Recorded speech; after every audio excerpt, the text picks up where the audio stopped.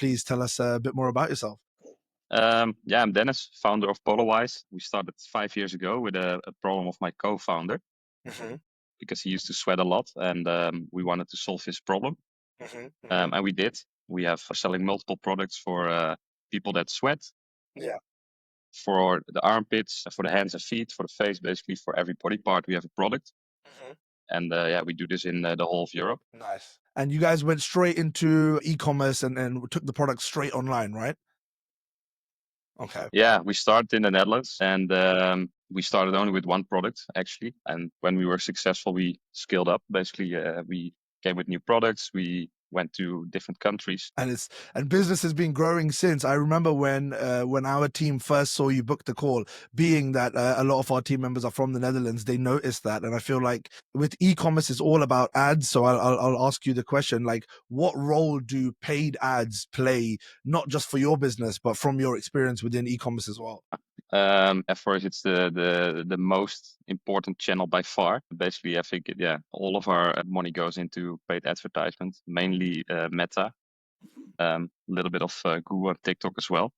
Nice. But it's very important for us. Various platforms, and I feel like that's where things can get a bit more difficult, right? Because it's now you're spreading your ad spend across various platforms, knowing what each one is doing and where they're contributing. That's the sort of the whole point. And it kind of brings us on nicely to the next point, which is, what was the problem that you were experiencing that made you say, okay, it's time to look for a third-party solution for this? Yeah, so the problem was kind of like 1 + 1 is not 2 in the world of attribution. Yeah. Normally, 1 + 1 is like 1.2 maybe, and it was very difficult for us to understand where the money was coming from. Of course, when you run multiple channels, it's a bit of both probably.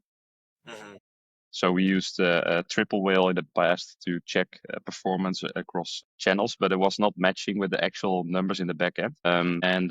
Yeah, that's when it starts to be difficult because then who can you trust? The channel itself, triple whale, or the backend? And yeah, it was quite annoying because you're kind of on a ship and you're steering without a wheel. That's how it felt for me. Yeah. So yeah, that's when I started to I need to try to fix it. Yeah, it's difficult when you've got, of course, your store itself, then you've got another third-party solution, and then you've got the actual ad platforms, to understand which one is the source of truth. Like, which one do I trust with my ad spend? And I guess that's knowing about ad spend. Because of course, from my angle, I'm not someone who's actively running a business that's e-commerce based, but that inaccuracy with data, what effect does that have on actual ad performance from what you've seen yourself? Basically, you need to choose between multiple ads that some are like not doing good and others are doing better. But if you choose the wrong ad because you think it's a better ad and at the end it's not, you're wasting money basically all the time. And when you don't know exactly which one is actually performing better, you're wasting a lot of money week after week. And not only annoying, but it's also not good for the business, of course. Absolutely, absolutely. And I guess you not being able to pick what's working or kind of double down on your investment in those ones, it kind of kills the scaling ability as well, right? You don't want Yeah. to be scaling blind, I feel like. No, yeah, true. For sure, it's also very difficult. I can tell you. No, it was a real problem, and I'm happy that we found you guys. Absolutely. Because Sorry, go because now ahead. the problem is, I don't feel this problem anymore. It's much more clear. For sure. And I think that brings us to the next point, the switch or sort of coming over to us. I'm actually curious, and I'm not sure if we discussed this before, but how did you come across us originally? Actually, I had an event, a founder event with multiple ecom founders in Netherlands. And I was just talking to them about my problem. Like, hey, I have this problem, but I don't know how to fix it. I searched a bit online and I found some tools, but I didn't know which was a good one. And Yeah. basically, I think 3 of them told me about you guys. So then it was quite clear for me, like, oh, this is the new standard. Yeah. check it out. You are So pretty I've been referred by other e-com founders. nice. I was about to say, I feel like not just in the Netherlands, but in e-commerce as a community as a whole, people really trust other people's experiences, and it's great to see reviews online and tutorials online. But when you hear someone that's actually tried it and they've got the data to back it up, that's probably a lot more convincing, right? Yeah, for sure. I mean, they experienced it themselves as well, and they know what they're talking about. So after hearing your name a few times, I knew like, okay, this is what I need to have. So yeah, very trustworthy. Awesome. Awesome. Well, that's great to hear. And now I ask you, since you're referred to us by other members of the e-commerce community, and then I think, yeah, it was you and I that did that first onboarding call together. Run me through those first couple of days. So like post setup or even during the setup, what was it like being onboarded, and then how did it work out for you? Yeah, the process, let me remember correctly. I remember that actually it was quite easy to set up. Mhm. I had to connect all the channels. Yeah. And basically I checked with support if everything was set up correctly. And yeah, what was really convenient is that you guys responded immediately, basically all the time on all my questions. Mhm. I don't know how many people were working in the CS team, but I was like, okay, nice. They're always online. Yep. Yep. Um, and yeah, responded quickly.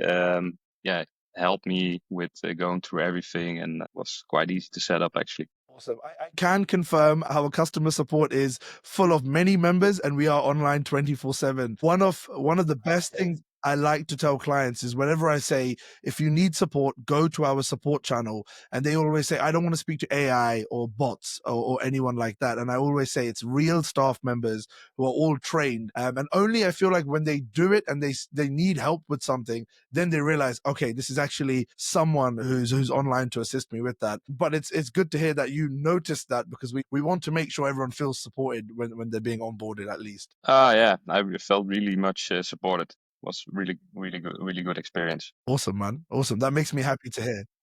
That makes me happy. Yeah, I also send a message to your marketing manager to compliment on the CS team because normally it's quite a hassle, especially with bigger platforms. Let's say to get someone Absolutely. to check for you. Yeah, it's the thing that they'll often give you an email, but getting a response from that email in a reasonable time frame. And nowadays, reasonable is like even the same day is a win in some cases. But we try and get back to you within 10 minutes, if not sooner, because e-commerce every minute is a pound in my country being spent on ads, right?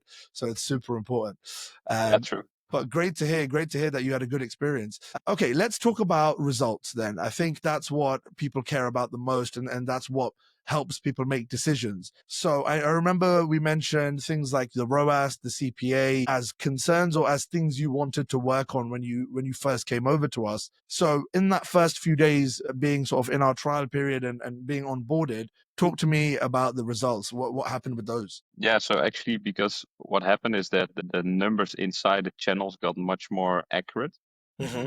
So it was for me more clear to know which buttons to push, basically. And this made us scale I think in the first 2 weeks, I have the data here, Mm-hmm. is we scaled more than 20% in budget, while the ROAS increased 10% as well.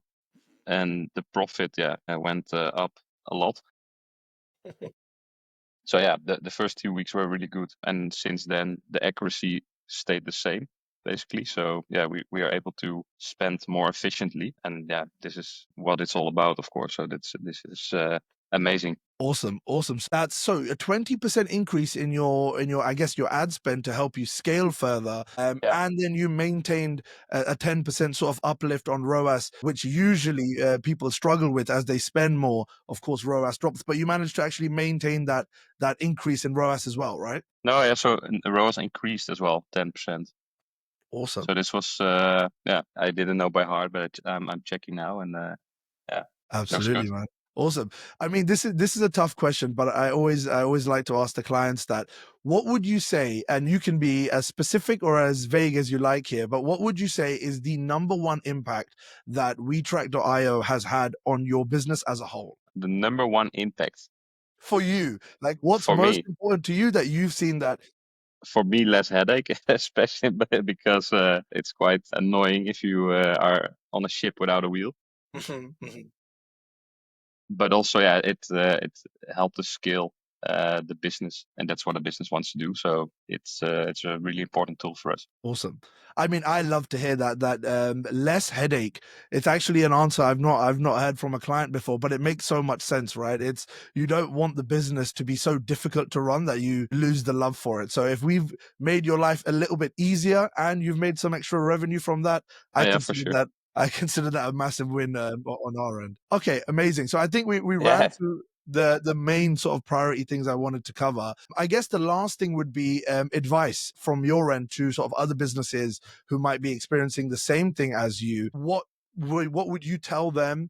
And actually, were you skeptical at the beginning, even after hearing from other people of will they deliver on what they say? Like, what was your objection initially, and then how would you advise someone else if they wanted to sort of have that same level of tracking? Yeah, I wouldn't say skeptical. Yeah, it's more like, okay, I first want to see it before I believe it. So let's see if it works. I think I don't remember exactly. I think the to start was not that expensive. So I think I contacted you guys and I also asked, like, hey, can we just give it a try? And like, it's not that you need to sign a contract for a year or something. So it was for me like, I don't have any objections because we're gonna try it. And if I don't see any results after 1 month, we can always cancel. Um, so Exactly. it was basically like, just let's do it and let's go. So almost like a no-brainer, right? There's no commitment in Yeah, it's place. a no-brainer. No, it is. No, there's no commitment. So objections, no. Installment, easy. Support, 100% good. So yeah, I don't have any objections. I would advise everybody to try it out and see the results for yourself, because you will notice it, and you will notice it quick. I think after day 2 or day 1 even, I could see difference in the accounts. Yeah, I would say let's do it. Let's try it. Absolutely, man. Well, Dennis, it's been great to catch up with you. I really appreciate you kind of running us through your experience. It's always important to us because we serve both the larger brands and the more traditional sort of dropship e-com style clients. So it's great to hear your perspective. I really appreciate you taking time out of your day for this. And thank you very much. I think a lot of people will benefit from hearing from you. Thank you. Have a great day. Thank you, man.